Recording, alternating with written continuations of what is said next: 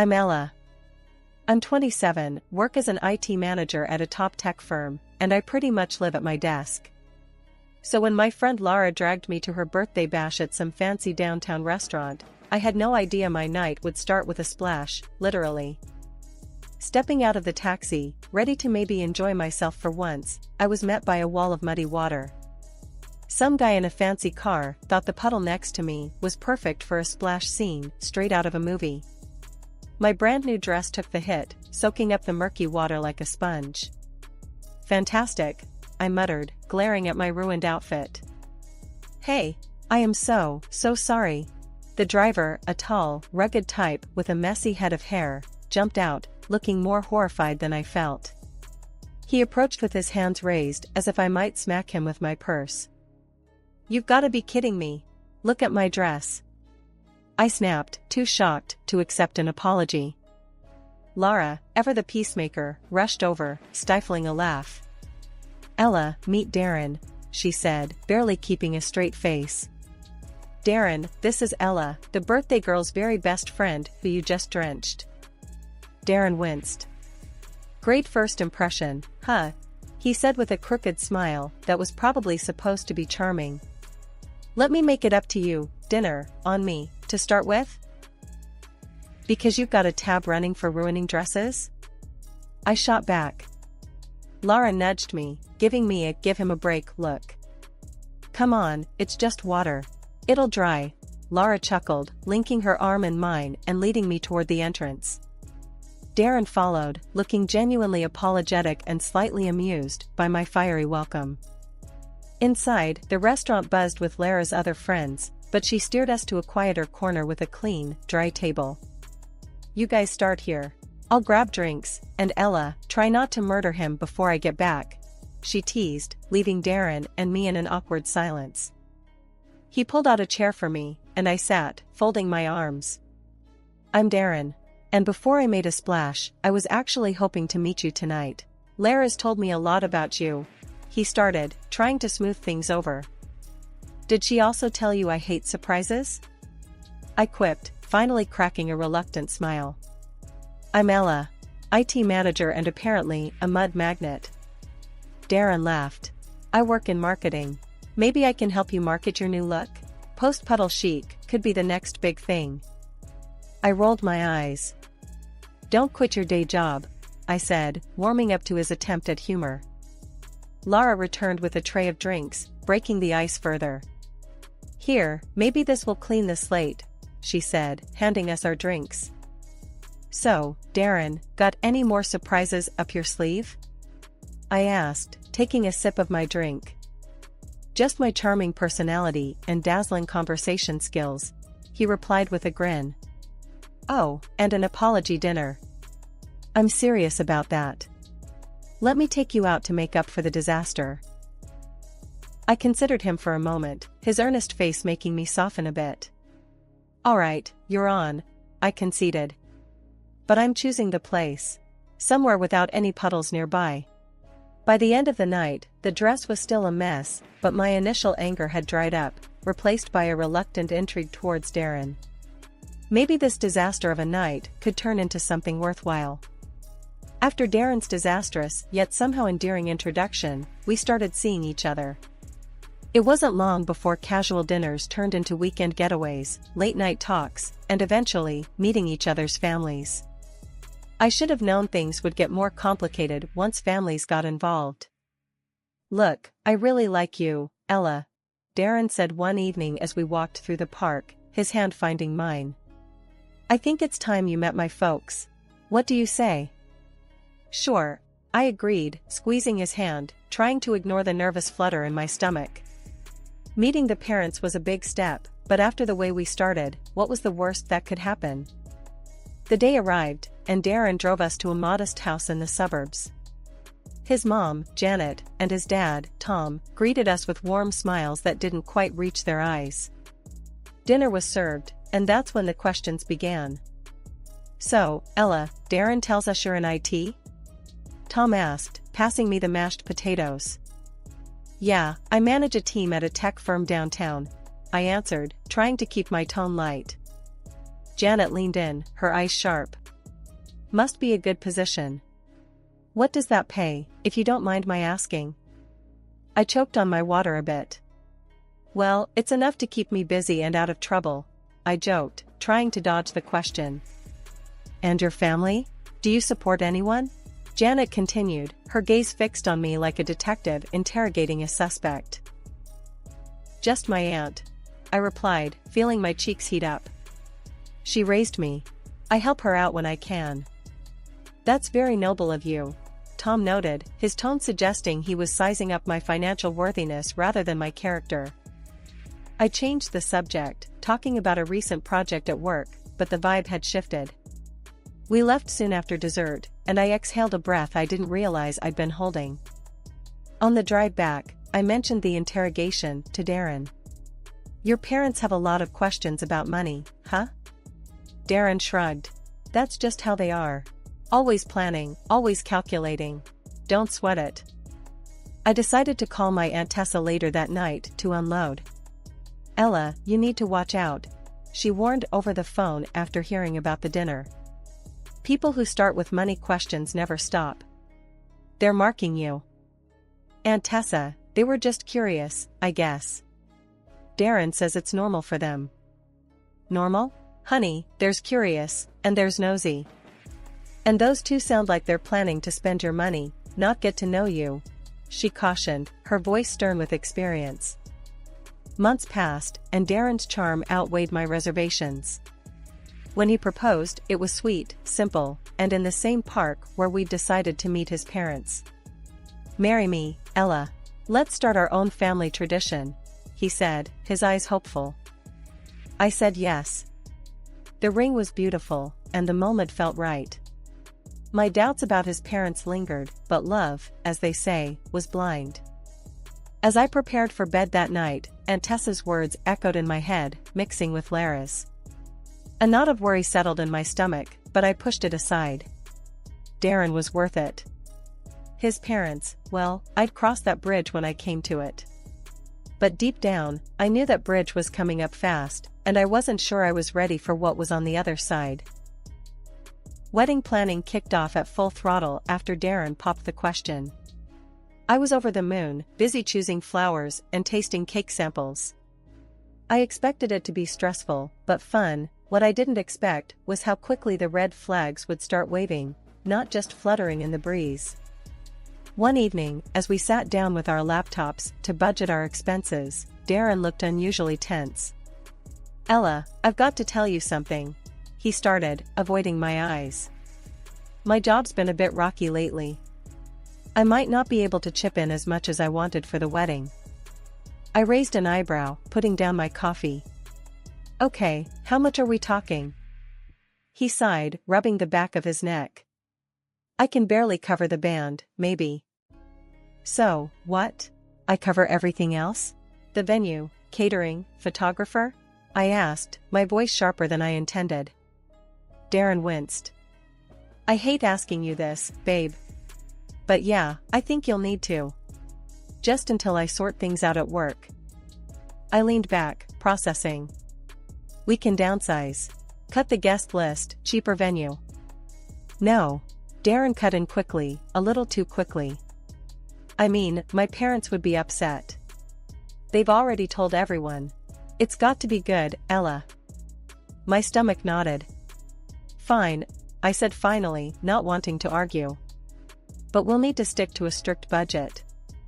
As the wedding day approached, the expenses piled up, and Darren's contributions dwindled. His parents, Janet and Tom, were no help either. They had opinions about everything, from the flower arrangements to the menu, but never once offered financial help or to tone down their lavish tastes. The wedding day itself was beautiful despite the behind-the-scenes drama. I managed to push aside my frustration and focus on Darren, who looked genuinely happy as he waited for me at the altar. The ceremony was perfect, but the reception was where things started to unravel. As we mingled with guests, I noticed Janet and Tom huddled around the gift table, whispering and pointing. Curious, I wandered over. Everything okay here? I asked, trying to sound casual. Oh, Ella, we're just sorting.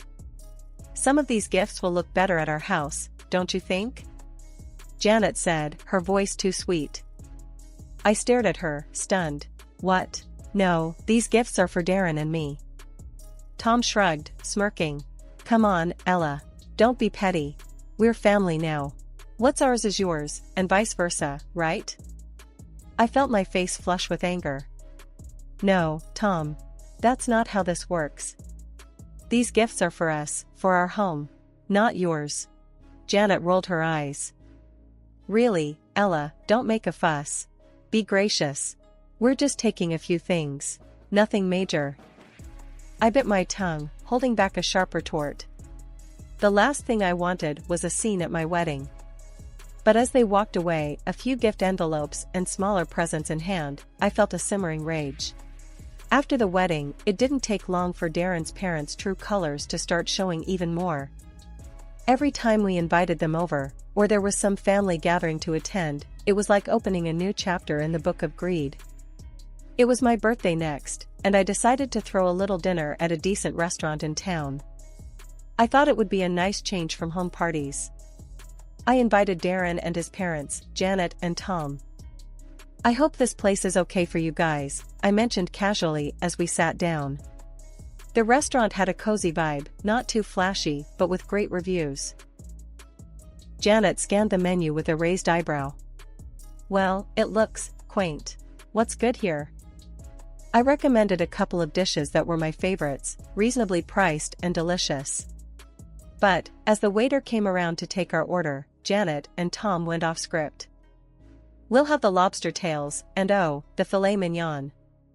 And start us with a bottle of your finest wine, Tom declared, handing the menu back with a satisfied grin. I bit my lip to keep from reacting. That's quite a selection, I managed to say, keeping my tone as neutral as possible. Janet smiled sweetly. It's your birthday, dear. We should celebrate in style. The rest of the evening, I watched as they ordered more expensive items, barely touching them when they arrived. It irked me to no end seeing good food and money wasted like that. On the ride home, I let Darren have it. Your parents, they always do this. They choose the priciest things and don't even enjoy them. It's like they do it just because they can. Babe, calm down. That's just how they are. You know, old school, like to show off a bit, Darren explained, as if that was supposed to make me feel better. But it's disrespectful, Darren. They don't even think about how it looks or what it costs, I argued, frustrated. Darren sighed. Look, they're from a different time. Just let it slide. They mean well. The incident was soon followed by the holidays, which brought their own set of challenges. Christmas rolled around, and gift-giving turned into another display of imbalance. I spent time picking out thoughtful gifts for everyone, including Janet and Tom, ensuring to get them something they'd mentioned wanting. In return, they handed me a clearly last-minute, discounted item, still in the sale bag. Here you go, dear, Janet said, handing it over without much fanfare. I smiled, keeping my disappointment in check. Thanks. I hope you like what I got you, I replied, handing them their gifts, which were more than twice as expensive. Oh, how lovely, Tom said flatly, barely glancing at what was inside the package.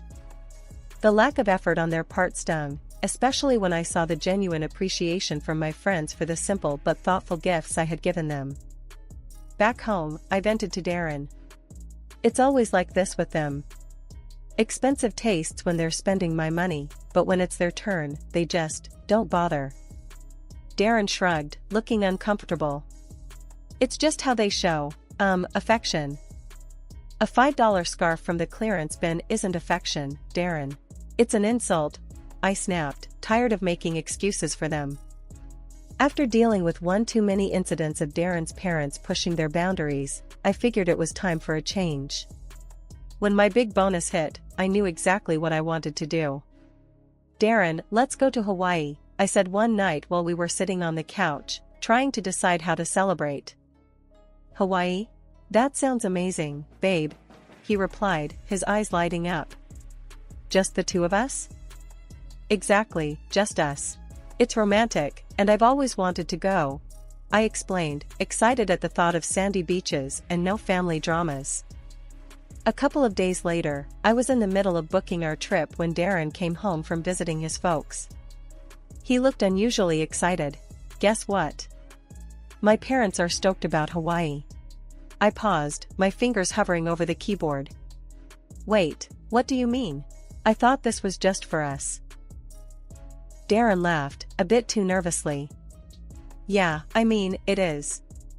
But I mentioned it, and they've never been to Hawaii. They got super excited, and...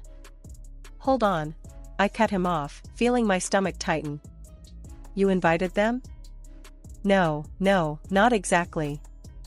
I just told them about it, and they kind of invited themselves. He explained quickly. I closed my laptop with a snap. Darren, this was supposed to be our trip. Romantic, remember? He came over and sat down next to me, taking my hands. I know, but they really want to go. Can't we just... No, we can't just... I interrupted, pulling my hands away. This isn't a family vacation, Darren. It's for us. He was quiet for a moment, then his phone buzzed. He glanced at it and frowned. They're already looking at flights. They think we're all going. That's because you didn't set boundaries. I exclaimed, frustration building. We can talk about this later, he said, standing up and going to the kitchen. But later came sooner than expected. The next day, Darren's parents showed up at our house, all smiles. Ella, dear, we've been looking at tours and hotels in Hawaii, Janet said cheerily. I was dumbfounded. We haven't decided anything yet. Tom chimed in, his tone expectant. Well, we thought it's settled. We're all excited to go.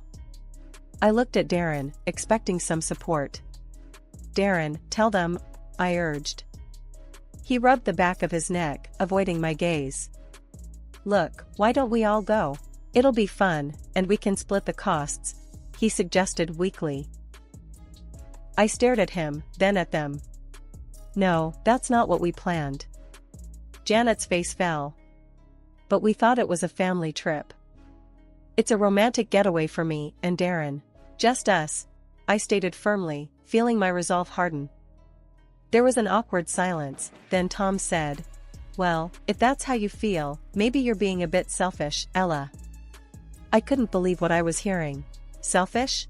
For wanting to spend time alone with my husband? The conversation ended with them calling me selfish and leaving the house in a huff.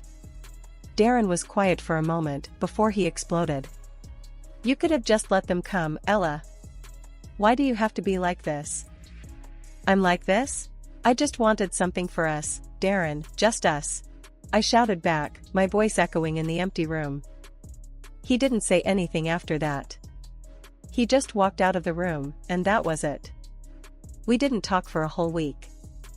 I woke up to an eerie silence in the house that morning, the kind that instantly told you something was off.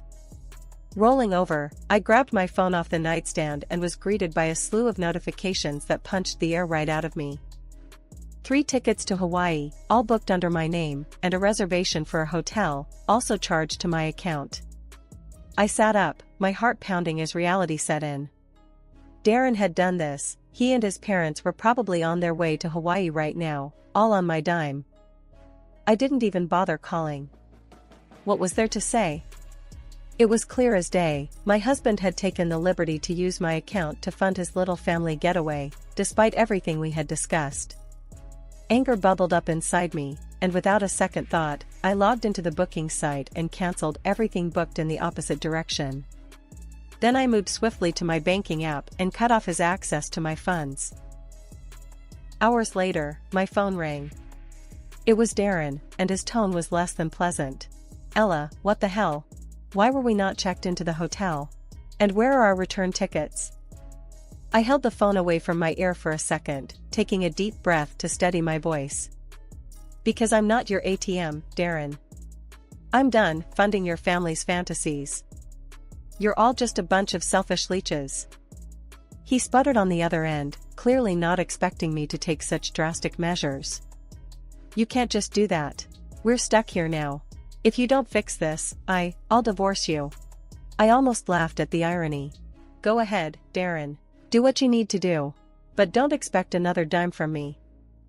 I hung up, my hands trembling with a mix of rage and relief. Almost immediately, my phone buzzed with messages from both Darren and his mom. Threats, pleas, accusations, they tried every angle, but I wasn't having any of it. I didn't wait around for Darren to get back. Instead, I called a lawyer and started the divorce process myself. It was rough, knowing that a chapter of my life was ending like this, but there was no way I was going to stick around with someone who treated me like a cash machine for him and his parents. After hanging up with the lawyer, I drove to Aunt Tessa's house. She opened the door before I even knocked, like she knew I was coming and why.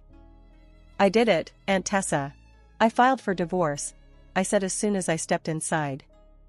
She just nodded, not saying I told you so, but her look said it all. You did the right thing, Ella. I know it's hard, but you're better off without someone who lets his family treat you that way. The next few days were a blur of sorting out my things and setting up a temporary life at Aunt Tessa's. I was starting to feel a bit more like myself, a bit steadier, when Darren showed up. He looked miserable, standing there on Aunt Tessa's front porch, a sad sight if I ever saw one. Ella, please. Can we talk? I'm sorry. I messed up, but we can fix this. I almost laughed at the audacity. Fix this? Darren, you chose your parents over your wife, used my money to take them to Hawaii after everything. There's no fixing that. Ella, No, Darren. You just showed me who you really are, and I don't want any part of that life, I interrupted, crossing my arms. You and your parents are cut from the same cloth, all take and no give. I'm done. Darren's face fell, and for a moment, I almost felt sorry for him. But then I remembered all the stress and hurt, and the sympathy vanished. I hope you figure out your stuff, Darren. But you need to do it away from me, I added, turning to go back inside. Aunt Tessa was waiting right by the door, having heard it all. She didn't say much, just took my hand and gave it a squeeze. You're strong, Ella. Stronger than you think. 2 weeks after everything fell apart, I found myself sitting in a Stark law office across from Darren and his parents. The air was tense, charged with unsaid things and last-minute pleas. Darren looked worn, almost regretful, but it was his parents who took the lead. Ella, please reconsider this, his mother started, her voice dripping with a sweetness I knew was as fake as her sympathy. We were all so good together, remember? The trips, the holidays. I couldn't help but scoff. You mean the trips I paid for? The holidays where I was treated more like a bank than a family member. Darren's father chimed in, trying a softer approach. We know things got a little out of hand, but we're family. Isn't that worth fighting for? I shook my head, amazed by their audacity. Family doesn't use each other. And this isn't just a little out of hand. You showed me exactly how little you respect me. Darren finally spoke. Ella, I'm sorry. Can't we start over? We can fix this. I looked at him, really looked at him, and saw nothing of the man I thought I'd married. Start over? After everything? No, Darren. We can't. His mother, not used to being dismissed, lost her composure. Because of you, we had to pay our way back from Hawaii. Do you know how much that cost us? I laughed, not because it was funny, but because it was so absurd. Your greed and arrogance got you there, and they got you back. Seems fitting to me. The meeting ended with me standing firm, and them still trying to grasp at straws as they saw their control slipping away. I walked out of the office feeling lighter, as if I was finally shedding a heavy weight that had been pulling me down. After the divorce was finalized, I took one last step to ensure my new beginning was clear of any remnants of my old life with them. I blocked their numbers, all of them. Darren, his mother, his father. No more calls, no more manipulative messages. It was truly over. Back at Aunt Tessa's, I explained everything. She just hugged me tight and said, "You did the right thing, Ella. It's time to focus on yourself now." And she was right. As I began to put the pieces of my life back together, I found strength I never knew I had. I returned to work with a new vigor, embraced my friends who'd been my support through it all, and started planning for a future that belonged only to me, one filled with possibilities, free from deceit and manipulation. All right, everyone's presentations are done. Nick, the manager, said as he tried to move the discussion forward. Excuse me, I haven't. I recently found out something. Nick interrupted me and began to speak. There's apparently someone in this department who didn't graduate high school and is just a part-timer. Meetings should be for employees only. Absolutely right. His lackey, Mike, of course, agreed with Nick. I'm leaving. After leaving the meeting room, I started to shut down my computer. I noticed that an email had arrived, not in my personal inbox, but in the company's shared email. Thinking, there's no point in speaking up, no one will listen, I went home quietly. The next day, I heard a commotion from Nick's desk. He was staring at his computer screen, his face pale. Nick! Is something wrong? Mike looked at the screen with him. And he turned even paler than Nick. Why is he so angry? Knowing the reason for Mike's distress, I thought to myself, serves them right. My name is Adam. My mother passed away when I was in the 9th grade, and I was raised by my father. Well, you could hardly call it being raised. After my mother passed, my father changed. He drowned his sorrows in alcohol, and though he still went to work, he squandered our living expenses on horse racing. Because of that, I had to start working part-time as soon as I entered high school. Every month, I went to the convenience store with bills in hand that couldn't be auto-deducted from my father's account. Even though I endured it because I didn't want to be alone, I reached my limit in my second year of high school and dropped out. I found a live-in job at a distant inn. Thank you for everything. The day I left home, my father, still staring at the TV, spoke. Take care. That was our last conversation. Back then, 18 wasn't the age of majority, so I needed my father's permission to work, and I couldn't hide my place of employment. Yet, my father never visited me even once. I kept working just to survive, and before I knew it, I was 42. Years of hard work paid off, and I was transferred to the headquarters. I was thrilled to be recognized by the company, as I thought I'd be working in the field until retirement due to my lack of formal education. Listen up. Our work can change the future of our employees. Don't drag us down. On my first day after the transfer, Nick, dressed in an expensive suit, spoke sternly. There was a reason for this. Our inn was located in a prominent tourist destination, known so well that everyone in the state could sing its commercial jingle. At its peak, we had 5 locations within the state. But that was long ago. Due to financial difficulties and aging facilities, only the place where I had worked for many years and the original establishment remained. I was prepared to lose my job anytime, but now there was a glimmer of hope. With the rise of social media, the tourist area where the inn was located started gaining attention again. Depending on how hard the sales department, where I was transferred, worked, we could either thrive or be forced to give up this prime location to the new hotel chains continuously popping up. For Nick, who had switched careers from another industry to strengthen our sales, this was a battle he couldn't afford to lose. I understood why he had to be strict. I will do my best. Nick sneered at my enthusiastic declaration. Did you not hear what I said? I'm sorry. I thought I was listening carefully. Out of habit from years of customer service, I apologized reflexively, though I had no idea what had offended him. Someone was watching me with a smirk. In this department, there are those who are expected to excel and those who have been shoved here because they have nowhere else to go. You are the latter. It was Mike, the section chief. He's 7 years younger, at 35.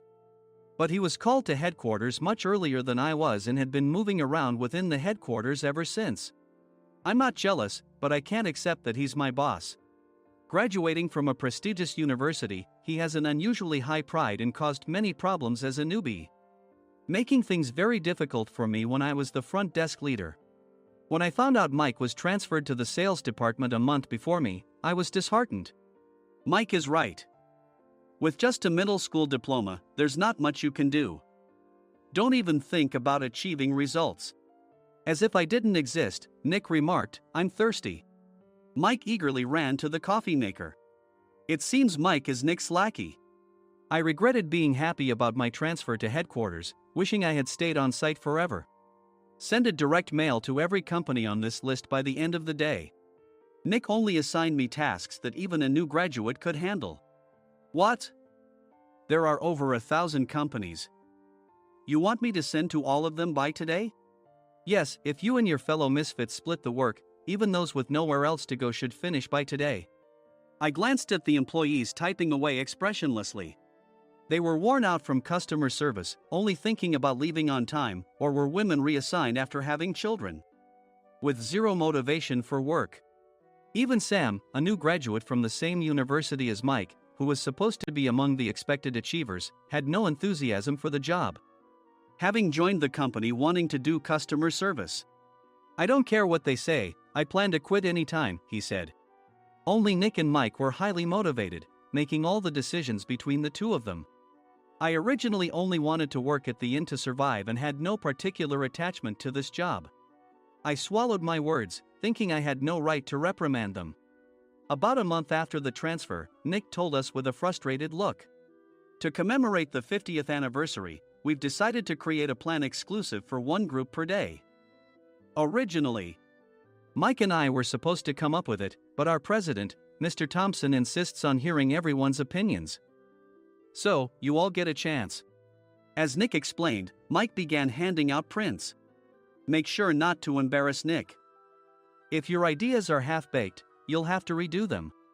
It seemed that they had printed his handwritten notes by Mr. Thompson, which included several questions and a section for free responses. It made sense why Nick had to seek our input, given that all responses had to be submitted to Mr. Thompson. We were given a week to think about it, and a meeting was scheduled to compile our ideas. My plan is to let guests enjoy both the old and modern America. Nick began the presentations. Guests would watch a master confectioner at a nearby traditional sweet shop make sweets in front of them. The welcome drink would be premium tea in a bottle. Nick's plan was certainly attractive. After his presentation, Nick called on us to present in the order we were seated. Just as I stood up for my turn. "All right, everyone's presentations are done." "Excuse me, I haven't. I recently found out something." Nick interrupted me. "There's someone in this department who didn't graduate high school and is just a part-timer." He was likely talking about me. I joined the company as a part-timer and was made a full-time employee when I turned 20. That was 20 years ago, so Nick and Mike probably had no chance to know until recently. Meetings should be for employees only. Absolutely right. After that, Nick kept creating opportunities to solicit everyone's opinions, purposefully excluding me from speaking. The meeting unexpectedly heated up and went past the scheduled end time. A few people asked to leave, and the discussion continued with the remaining few. "Still here?" Normally, you'd leave in that situation. Though I had no attachment to the job initially, hearing kind words from customers made me want to make them happier. For someone like me, with nowhere to go, the inn was my home and customer service was my life. I felt pathetic about my current self. "I'm leaving." I left the conference room and started shutting down my computer. I noticed an email had arrived, not in my personal inbox, but in the company's shared email. Thinking no one would listen to what I had to say anyway, I quietly went home. The next day, while preparing the DM as instructed, I heard a commotion from Nick's desk. In his haste to stand up, he hit his knee on the desk. He stared at his computer screen, his face pale. "Nick! What's wrong?" Mike, thinking he should be the first to rush over, approached Nick while still wearing his coat. He peered at the screen with Nick. And he turned even paler than Nick. Why is he so angry?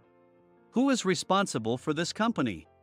Nick, more irritated than ever, asked, and Mike answered without checking. Probably Sam. Sam wasn't there because he was attending a morning training session for new hires. Nick gave up on getting angry and returned his gaze to the screen. They were looking at an email that arrived right after the end of the working day yesterday.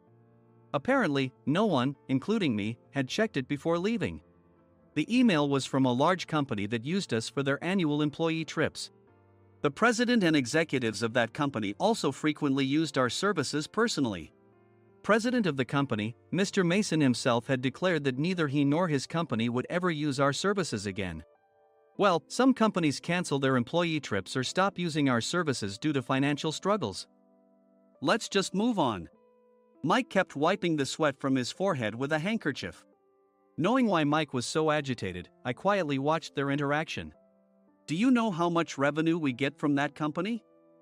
We can find other guests to fill the rooms, but we'll lose the banquet costs, gift shop revenue, rental car fees, and more. Moreover, the gifts were supposed to be prepared by the traditional confectionery shop involved in Nick's proposed plan. If it's known that we incurred such a huge loss at this critical time, Nick's position in the company would be jeopardized. Nick took a deep breath, seemingly trying to calm himself. All right, Mike. Go to New York right now and apologize to Mr. Mason. What? You're coming with me, right? I have urgent work to do. I trust you, which is why I'm entrusting this to you. Please. Mike, believing Nick's sincerity, agreed with a determined look on his face, saying, yes. That's Nick for you. Even if Mike went to apologize, Nick would shift all the blame onto him if the client didn't change their mind. Well, it was Mike's fault to begin with, so it served him right. About 3 hours later, Sam answered a call from somewhere and repeatedly apologized, saying, I'm very sorry. Everyone watched to see what was happening.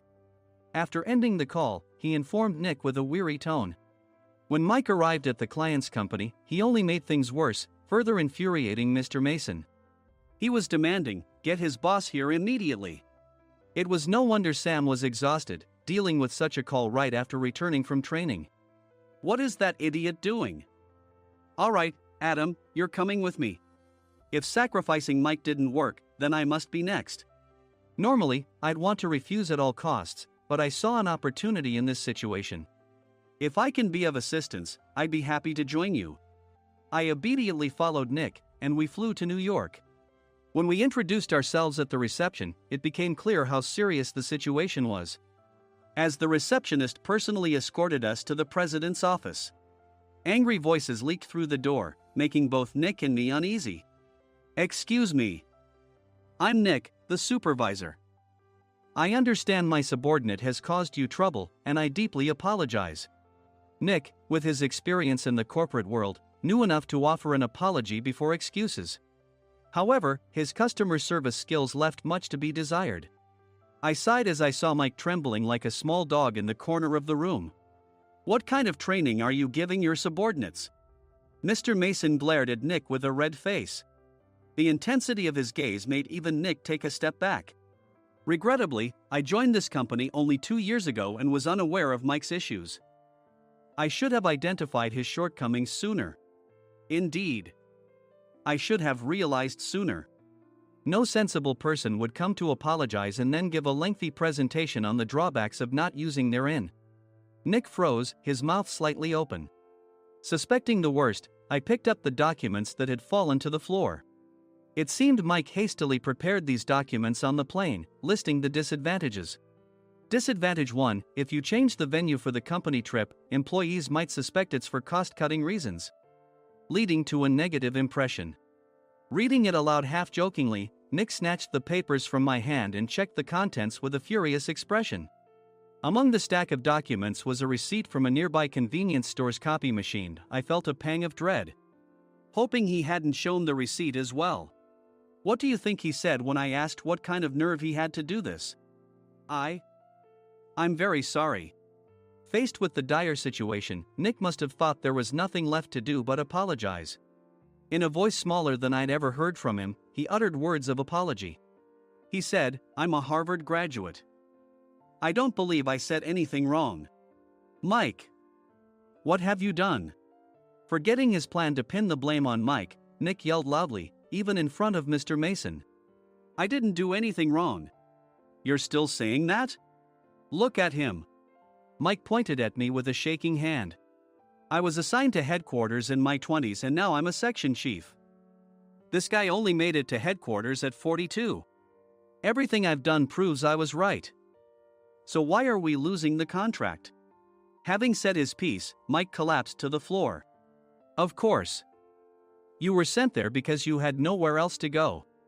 Mike never expected to hear such words from someone he looked down upon. He lunged at me, and Nick hurriedly stepped in to stop him. Mr. Thompson told me Mike is a quick thinker, and to take good care of him. There's no way he was pushed aside. Don't make things worse here. He didn't say quick thinker, he said only quick-witted, didn't he? I don't remember that part. I recalled the many troubles Mike caused when he was a newbie. When Mike was on the front line, his pride was so high that he never apologized to customers. Customer service, especially in our job, doesn't work alone. It brings both good and bad situations. If the front staff or housekeepers made mistakes, or the cleaning company didn't properly clean a room, one had to apologize to the customers regardless of personal fault. Mike, in such situations, would never apologize, insisting he wasn't at fault. This often angered customers, and as the front desk leader, I frequently had to apologize on his behalf. He caused complaints and disrupted operations, which is why he was quickly moved to headquarters. In departments where he didn't interact directly with customers, his quick thinking was beneficial and things went well. But it seemed his flaws were starting to show. Corporate reservations are supposed to be entered into the system by the sales representative. But a quick check yesterday revealed that more than 10 items were missing from the client's reservation. The handover document clearly stated what needed to be prepared. Why didn't you enter it into the system? Why do we have to give them special treatment? Filling rooms near the banquet hall, setting up all the food in advance. Specifying the brand of wine, they're too demanding. No wonder he always angered customers, I thought, feeling a headache coming on. Grouping them in rooms near the banquet hall is for our benefit too. It makes it easier for the staff to set up beds and serve breakfast since everyone's schedule is synchronized. As for the other requests, Mr. Mason suggested them to lighten our load. I didn't know that. Nick finally seemed to realize that Mike was the one who had angered the client. What did you say to them? I just told them we wouldn't give them special treatment anymore. We shouldn't waste effort on things that don't bring in money. I was utterly exasperated at his lack of understanding of customer service. Of course, we shouldn't comply with unreasonable demands. But carrying over successful practices from past stays makes customers feel remembered and enhances their experience. Good memories encourage repeat visits. That's part of our job. I looked down at Mike, who was sitting on the floor. In our job, nothing is a waste. Mr. Thompson likely moved you to the sales department, hoping you'd finally understand this. How do you think he feels now that you failed to meet his expectations? Mike, tears in his eyes, fled the president's office. I was amazed he still hadn't apologized. You have it tough, Adam. It's okay, we're all employees of the same company. I deeply apologize for this disrespectful incident. Especially after all the care you've shown us. If it weren't for you, Adam, I really would have stopped staying here. When I heard you were moving to the sales department, I was willing to reconsider if you handled it. Seeing us talk so amicably, Nick's face contorted. Do you two know each other? Adam's service is excellent. I always requested him specifically. Normally, we don't accept specific staff requests, but we made an exception for Mr. Mason, adjusting my shifts accordingly. He had personally stayed at our hotel just before my transfer, and during casual conversation, I mentioned, I'm moving to the sales department soon. If I hadn't told him then, things could have been much worse. Please continue to take care of us. I look forward to it. On the return flight, Nick awkwardly offered me a can of beer. It's still working hours. Of course, I had no intention of forgiving him for a single beer. Nick might try to pin everything on Mike and avoid any consequences. While pondering this, a startling fact came to light. Nick, the tea bottles for the plan have arrived. I handed Nick a bottle labeled with our inn's name. They look good. What are you talking about? These are plastic bottles. I had assumed we would use the trendy, high-end bottling tea. But what arrived were ordinary plastic bottles of tea with customized labels. The only unique aspect was the label, which had the inn's name, making it look customized.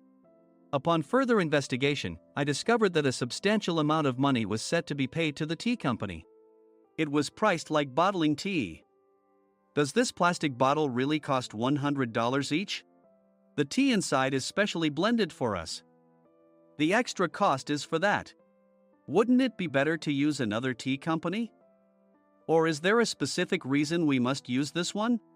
As Nick continued to make excuses, I showed him a printed email. I informed the tea company's president, Mr. Mitchell, that we discovered irregular payments and he confessed. He said you two were high school classmates and planned to split the extra money. That idiot. Why did he confess? That's not important.